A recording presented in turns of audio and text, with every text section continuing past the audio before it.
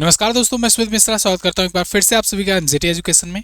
भारत के हाथ से क्या चाबहार पोर्ट निकल गया? चाबहार पोर्ट छोड़ करके भारत अपना बोरिया बिस्तर बटोर करके क्यों निकल गया है? उससे 1100 करोड़ का नुकसान होने की बात कांग्रेस पार्टी क्यों कर रही है? कांग्रेस इन पर आरोप लगा रही है कि 1100 करोड़ से ज्यादा का नुकसान हो गया, इतना तो डुबा आए ईरान में। पूरी कहानी जानेंगे चाबहार पोर्ट को लेकर के, इंडिया मिडिल ईस्ट रिलेशन को लेकर के। इससे बेहतर वीडियो शायद ही आपको कहीं पर मिलने वाली है, तो आप कुर्सी की पेटी बांध लीजिए, रजाई में हो तो रजाई के अंदर घुस जाइए। शुरू करते हैं। बहुत ही डिटेल वीडियो है, आपको एक एक पॉइंट समझाऊंगा, एंड तक देखना जिससे आपको पूरा मामला समझ में आ जाए।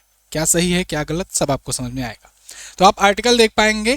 कांग्रेस ने आरोप लगाया कि भारत ने चाबहार पोर्ट से कंट्रोल छोड़ दिया है, ट्रंप के दबाव में आकर 1100 करोड़ बर्बाद कर दिए हैं। विदेश मंत्रालय हालांकि इस बात से इनकार कर रहा है। क्या सच्चाई है वो भी आपको पता चलेगी।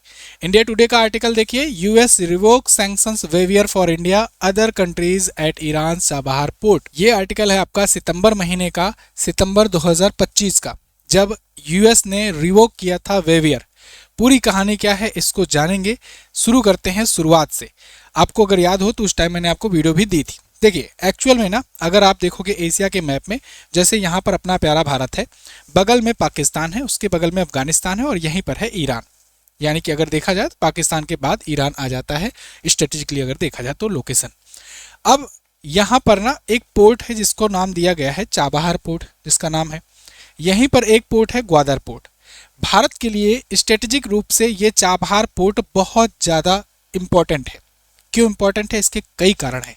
एक तो भारत यहाँ से मिडिल ईस्ट में अपना पूरा व्यापार फैलाता है। दूसरा, यहाँ पर ग्वादर बंदरगाह जो पाकिस्तान का है, इसके काउंटर में भी ये पोर्ट काम करता है। भारत अपने शिप्स या बाकी चीज़ें खड़ी करके यहाँ भी निगरानी रख सकता है। तीसरा, अगर आपको पता हो, कई बार मैंने बताया है, चाइना ने यहाँ से सीपीईसी निकालने का प्रोजेक्ट शुरू किया है। सीपीईसी यानी चाइना पाकिस्तान इकोनॉमिक कॉरिडोर। ये भारत के पीओके सेक्टर से होकर के जाता है, पाकिस्तान होते हुए, बलूचिस्तान होते हुए इधर ग्वादर बंदरगाह तक जाता है।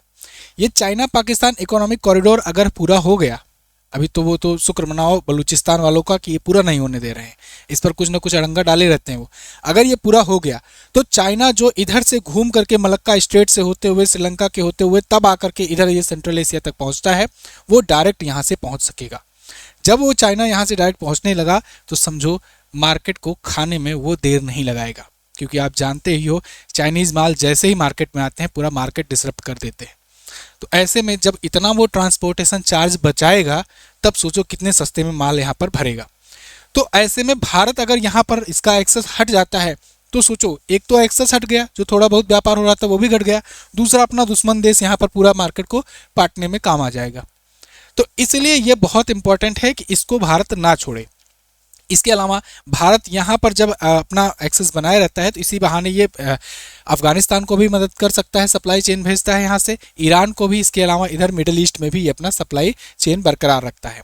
लेकिन हुआ क्या, ट्रंप ने इस पर जो इंडिया को वेवियर दिया था वो हटा दिया। वेवियर क्या है? एक्चुअल में क्या हुआ, जब ट्रंप पहले कार्यकाल में थे, इससे पहले यानी 45वें नंबर के जब प्रेसिडेंट थे, तो 2017 आते आते उन्होंने ईरान पर सैंक्शंस लगाने और शुरू किए, तेजी से बढ़ाने शुरू किए। 2018 में आकर के उन्होंने ईरान के चाबहार पोर्ट पर भी पूरी तरीके से प्रतिबंध लगा दिया। लेकिन यहाँ पर चूंकि भारत की ये दिक्कत थी, भारत के लिए ये स्ट्रेटेजिकली जरूरी थी, तो इसलिए भारत ने अमेरिका से रिक्वेस्ट किया कि भाई हमारे लिए कुछ ऐसा व्यवस्था करो। तो फिर उस टाइम पर इंडिया के और अमेरिका के रिलेशन बहुत अच्छे थे, उसमें भी भारत की नब्ज दबी थी। मैं आगे कभी और वीडियो में बताऊंगा कि पहले वाले ट्रंप में भारत के लिए इतना सॉफ्ट क्यों थे ट्रंप। तो उस टाइम ट्रंप ने यहाँ पर भारत के लिए वेवियर दे दिया। वेवियर मतलब कि स्पेशल छूट भारत के लिए कि चलो तुम्हारे लिए यहाँ पर ये सैंक्शंस काम नहीं करेंगे, बाकी सबके लिए सैंक्शन है, तुम अपना व्यापार करो। वो वेवियर चल रहा था, अच्छी बात है। लेकिन जब उसके बाद जो बाइडेन का कार्यकाल आया, फिर इसके बाद अब ट्रंप का दोबारा कार्यकाल आया। ट्रंप जब भारत पर प्रेशर बना रहे थे, भारत से ये कहना चाह रहे थे कि हमें भाई क्रेडिट दे दो कि भारत पाकिस्तान का युद्ध हमने रुकवाया ऑपरेशन सिंदूर में। भारत ने कहा नहीं, संसद में खड़े होकर के कह दिया। अब ट्रंप हो गए खफा। ट्रंप भारत पर टैरिफ लगा करके और ज़्यादा से ज़्यादा चोट पहुंचाने का प्रयास करने लगे। इसी बीच उन्होंने पहले तो 25% का रेसिप्रोकल टैरिफ लगाया, फिर रसिया से ऑयल खरीदने के एवज में उन्होंने 25% का एक्स्ट्रा टैरिफ लगाया। टोटल 50% टैरिफ के साथ भारत हाईएस्ट पेइंग टैरिफ वाला देश बन गया। इसके बाद भी भारत नहीं झुका। जब भारत नहीं झुका तो फिर ट्रंप ने क्या किया कि जो H1B वीज़ा है, जिसके तहत भारत मतलब आप जानो 70 से 80 हज़ार H1B वीज़ा जारी होते हैं यूएस के द्वारा हर साल, उसमें जो IT सेक्टर के या सर्विस सेक्टर के जो एम्प्लॉयज होते हैं भारत या अन्य देशों से, वो जाते हैं अमेरिका में। 70 से 80% उसमें केवल भारतीय रहते हैं। लेकिन उस पर जब उन्होंने बढ़ा करके उसका प्राइस $1 लाख कर दिया तो सबसे ज़्यादा भारत को नुकसान हुआ। भारत के जो टॉप टेक एम्प्लॉयज़ हैं, जो अच्छे माइंडसेट हैं, वो जो जाते थे उनको नुकसान होने लगा। उसके बाद भी नहीं भारत झुका। फिर उन्होंने क्या किया कि चाबहार पोर्ट पर जो वेवियर दिया था, भारत के लिए स्पेशल छूट दी थी, उसको चोट पहुंचानी चाहिए और वो वेवियर समाप्त करने की घोषणा कर दी। ये वही आर्टिकल है जो मैंने अभी आपको दिखाया। 29 सितंबर तक ये कहा गया कि सितंबर 29 तक ये वेवियर समाप्त हो जाएगा, यानी उसके बाद से तुम वहां अगर व्यापार नहीं कर सकते, तुम्हारे लिए भी वहां सैंक्शन रहेगा। अगर करोगे तो फिर दिक्कत का सामना करना पड़ेगा। चलो, भारत ने फिर रिक्वेस्ट किया। जब रिक्वेस्ट किया तो 1 महीने के लिए और बढ़ा दिया गया। 27 अक्टूबर के आसपास तक के लिए डेट मिली। फिर भारत ने रिक्वेस्ट जारी रखी। फिर 6 महीने के लिए और बढ़ा दिया गया। अब 27 अक्टूबर से फिर 26 अप्रैल तक बढ़ा दिया गया था कि 26 अप्रैल 2026 तक, जो अभी आने वाला है 1-2 महीने में, तब तक भारत यहाँ पर अपना काम करेगा। क्योंकि भारत ने रिक्वेस्ट डाला, भाई हमने बहुत सारा इन्वेस्टमेंट कर रखा है, उसको सबको समेटने में हमें टाइम लगेगा, थोड़ा सा 6 महीने का और टाइम दिया जाए। तो 6 महीने का और टाइम दिया गया था। अब वही 6 महीने पूरे होने जा रहे हैं। इसी बीच यहाँ पर मुद्दा फिर से छेड़ दिया कांग्रेस पार्टी ने और उन्होंने आरोप लगाए कि भारत के 1100 करोड़ रुपए बर्बाद हो गए। अब वो कितने बर्बाद हुए हैं उसको भी जान लेते हैं। शुरुआत से शुरू करते हैं। भारत ने कब से इंटरेस्ट दिखाना शुरू किया? तो शुरुआत इसकी हुई थी 2003 में अटल बिहारी वाजपेयी की सरकार ने ईरान के चाबहार पोर्ट को लेकर के, इसको मैनेज करने के लिए कि चलो इस पोर्ट को हम विकसित करेंगे, हम मैनेज करेंगे, इसके लिए बातचीत शुरू की। लेकिन उन दिनों भी अमेरिकी प्रेशर बहुत ज़्यादा था, अमेरिका ईरान पर भी और भारत पर भी। भारत ने ताज़ा न्यूक्लियर परीक्षण किया था, तो वैसे ही भारत को सैंक्शंस का सामना करना पड़ रहा था। तो अमेरिकी प्रेशर बढ़ने लगा, तो इसके बाद से अटल बिहारी वाजपेयी सरकार ने रोक दिया, मामला ठंडा पड़ गया। फिर 2013 आते आते जब देखा गया 8-10 साल हो गए, ओबामा की यहाँ सरकार चल रही थी, तो तत्कालीन भारत के प्रधानमंत्री मनमोहन सिंह जी ने चाबहार बंदरगाह में 800 करोड़ रुपए निवेश करने की घोषणा कर दी कि 800 करोड़ रुपए इन्वेस्ट करेंगे। फिर मामला धीरे धीरे झूलता रहा। 2016 आते आते पीएम मोदी का जब टाइम पीरियड आया तो इन्होंने ईरान और अफगानिस्तान के नेताओं के साथ चाबहार समझौते पर हस्ताक्षर किए और इसी समझौते के तहत एक टर्मिनल को पूरा भारत ने मैनेज करने की जिम्मेदारी ले ली। 700 करोड़ रुपए उसको देने के लिए और साथ ही साथ बंदरगाह के पूरे विकास के लिए, डेवलपमेंट करने के लिए 1250 करोड़ रुपए का कर्ज भी देने का फैसला लिया। ये वही 1100 करोड़ वाली बात है। तो 1200 करोड़ की बात की गई थी, लेकिन दिया गया था अभी $120 मिलियन ही, जो कि लगभग होता है 1100 करोड़ रुपए के आसपास में वर्तमान में। इसके लिए भारत की जो कंपनी चुनी गई वो थी इंडिया पोर्ट्स ग्लोबल लिमिटेड, यानी IPGL। तो इसके तहत यही वहां पर पूरे डेवलपमेंट करने का काम करती। अब चूंकि ये 2016 की बात थी, फिर 2018 वाला वही केस जो मैंने आपको बताया कि वेवियर लगा दिया गया। जब वहां पर सैंक्शन लगाने शुरू किए ट्रंप ने, तो भारत ने रिक्वेस्ट की तो भारत को छूट दे दी गई। चलो, भारत करता रहा डेवलप। कोरोना आया, उसके बाद भी भारत ने बहुत सारी मदद सामग्रियां भी इसी रास्ते से भेजी। इसके बाद फिर 2024 आता है। 2024 आते आते यहाँ पर भारत ने और बड़ी डील साइन कर ली। भारत ने 10 साल के लिए चाबहार पोर्ट को लीज पर ले लिया और इसके लिए भारत यहाँ $120 मिलियन का इन्वेस्टमेंट किया। $250 मिलियन क्रेडिट लाइन यानी सस्ता कर्ज भी देने की बात की ईरान को। रिलेशन बहुत अच्छे चल रहे थे, अच्छा खासा इन्वेस्टमेंट था। लेकिन 2025 आ जाता है और इसमें आ जाते हैं ट्रंप चाचा। ट्रंप चाचा आने के बाद वही मैक्सिमम प्रेशर वाला नीति अपनाते हैं, भारत को झटके पे झटका देना शुरू करते हैं और अंत में आते आते वो जो वेवियर दिया था उन्होंने उसको भी हटा देते हैं।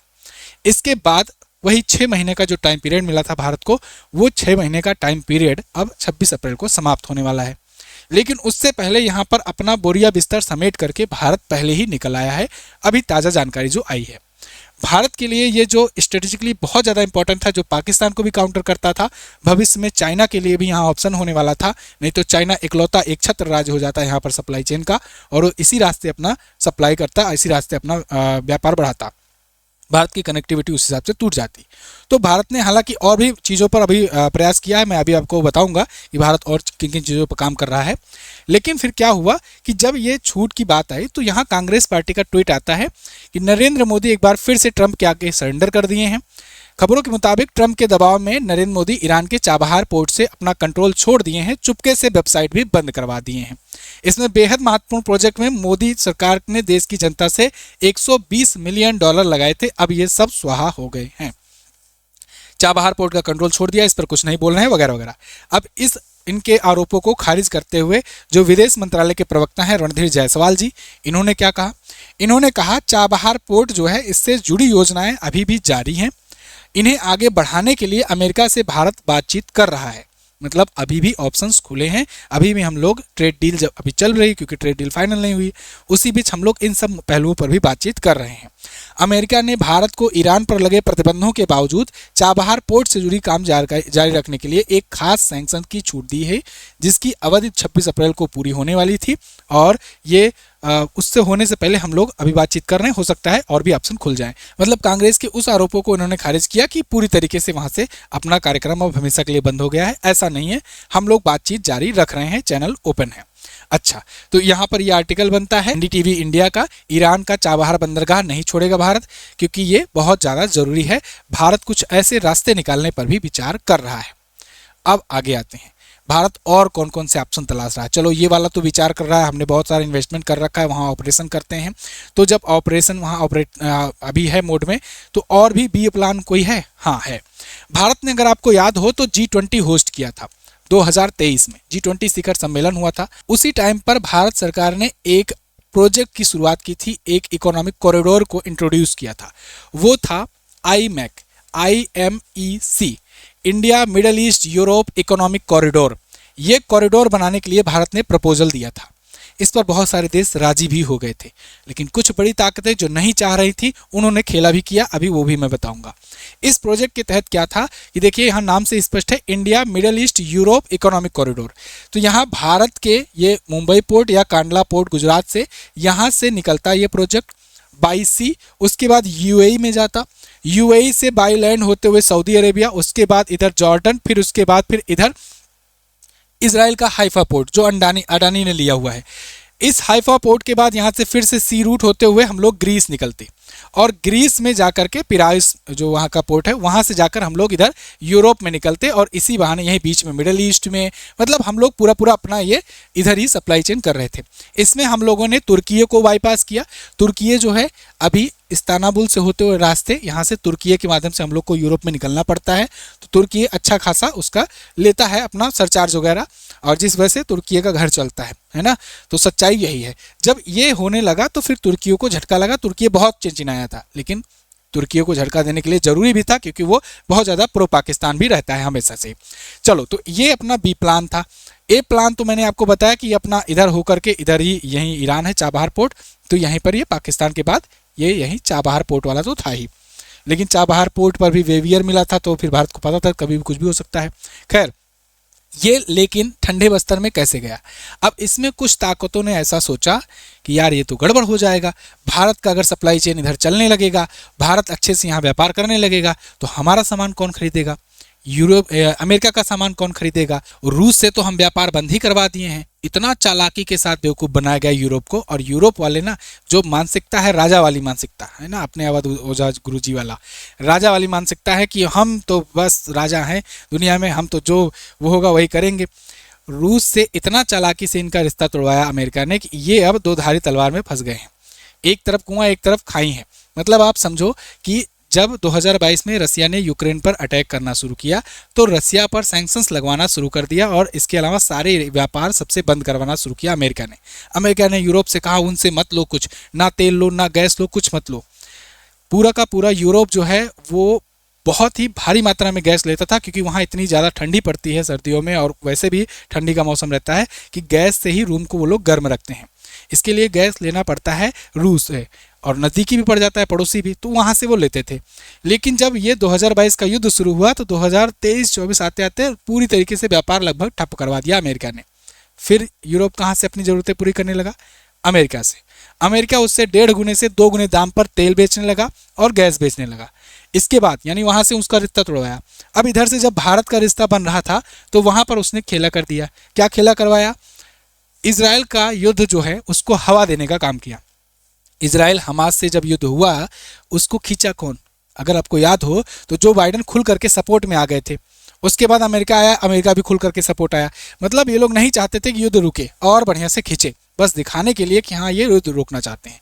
अब यहीं इजराइल जब अनरेस्ट मोड में है, इजराइल का हाइफा पोर्ट जो है जिसको अडानी ने ले रखा है, जो भारत के लिए भी यहाँ पर इंपॉर्टेंट था, तो इस हाइफा पोर्ट भी, ये भी अनरेस्ट सिचुएशन, भाई पूरा देश कंट्री भी वार जोन में है, कौन वहाँ कॉरिडोर बनाएगा। इसीलिए अब इसी बीच में जब ये इसको और हवा मिलना शुरू हुई, फिर जूस वर्सेस मुस्लिम होने लगा। अब आप यहाँ पर देखो ये सब मुस्लिम कंट्रीज़ हैं, ये सब खफा होने लगी। इजराइल से वही पुराने रिश्ते आने वाले शुरू हो गए कि नहीं थोड़ा दूरी बनाकर रखना है। यानी ये पूरा का पूरा जो प्रोजेक्ट था ये चले गया ठंडे बस्तर में।